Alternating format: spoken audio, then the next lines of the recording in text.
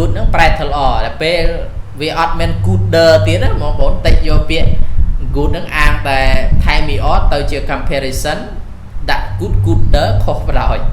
ចឹង good ទៅជា better ណា good នឹង better ដល់ពេល superlative best ណា best good នឹងប្រែថាល្អណា better ល្អជាង best អត់ដាច់តែម្ដង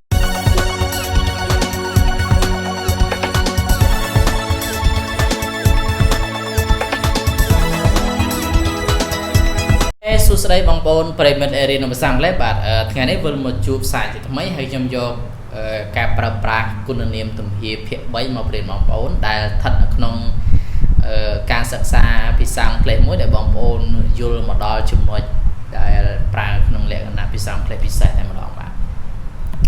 អូខេអញ្ចឹងមកដល់ចំណុចទី5នៅក្នុងការប្រើប្រាស់ភាសាអង់គ្លេសដែលស្ថិតក្នុងពីកការប្រៀបធៀបណាគុណនាមប្រៀបធៀបណាបងប្អូនគឺ adjective ដែល ending in a consonant y change to er ier for comparative iest for superlative អញ្ចឹងគុណនាមដែលប្រើនៅក្នុងទំហៀបនៃការប្រៀបធៀបនេះគឺក្នុងករណីគុណនាមដែលវាបញ្ចប់ដោយអក្សរ y មានន័យថាបញ្ជូនយនៈ plus y change y to ier for comparative iest for superlative អញ្ចឹងយើងបដូរណាយើងបដូរគុណនាម plus y នោះបដូរទៅជា ier សម្រាប់ comparative ហើយ iest សម្រាប់ superlative បាទបងប្អូនមើលឧទាហរណ៍ណាឧទាហរណ៍ថា pretty នឹងស្អាតអញ្ចឹង pretty វាបញ្ចប់ដោយអក្សរ y មិនអញ្ចឹងបងប្អូនបញ្ចប់ដោយអក្សរ y អញ្ចឹងកាលណាដែលជិញយនៈ plus y អញ្ចឹងណាបងប្អូនជិញយនៈ plus y អញ្ចឹងគឺយើងដូរ y ហ្នឹងទៅជា ier ឧទាហរណ៍ pretty ស្អាត prettier ស្អាតជាង prettiest ស្អាតដាច់តែម្ដងបាទតោះណាបងប្អូនបាទ happy ប្រែថាសប្បាយណា happy សប្បាយ happier សប្បាយជាង happiest សប្បាយដាច់រីករាយដាច់តែហ្មងអញ្ចឹង happy happier happiest សប្បាយដាច់ easy ប្រែថាស្រួល easier ស្រួលជាងតោះណាស្រួលជាង easiest ស្រួលដាច់ហ្មងវិញ្ញាសាហ្នឹងស្រួលណាបើប្រៀបធៀបអាប្រឡងថ្ងៃនេះហ្នឹងវាស្រួលជាងសើមិញអញ្ចឹងទៅណែអាហ្នឹងប្រើ easier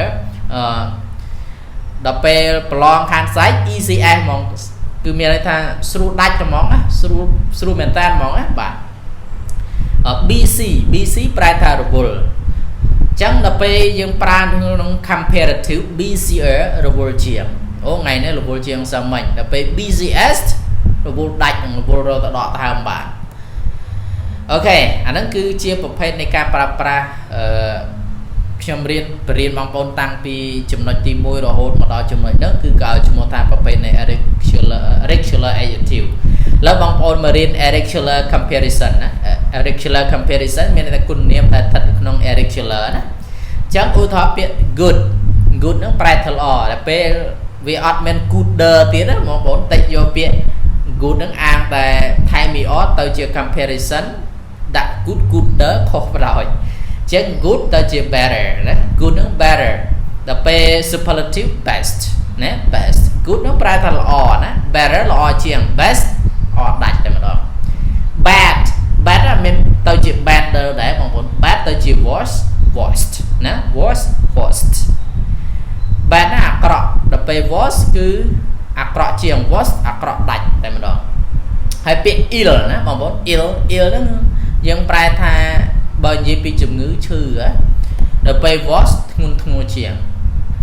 today she is worse than yesterday មានន័យថាថ្ងៃនេះគាត់មានអាការៈហ្នឹងវាធ្ងន់ជាងសមិញណាអញ្ចឹង ill ហ្នឹងគឺប្រែតែឈឺដល់ពេល worse ឈឺធ្ងន់ជាងណា worse ឈឺចិត្តផុតទៅហើមឈឺចិត្តងាប់តែម្ដងណាបងប្អូនដល់ពេលពាក្យ evil ហ្នឹងគ្មានសិលធម៌គ្មានជីវធម៌អញ្ចឹងណាបងប្អូនដល់ពេល worse អត់សូវមានជីវធម៌ប្រៀបធៀបណាពេល worst នេះគឺចេញមកច្រឡោមខាងក្មេងបាទសង្គមតែម្ដងអញ្ចឹង evil was worst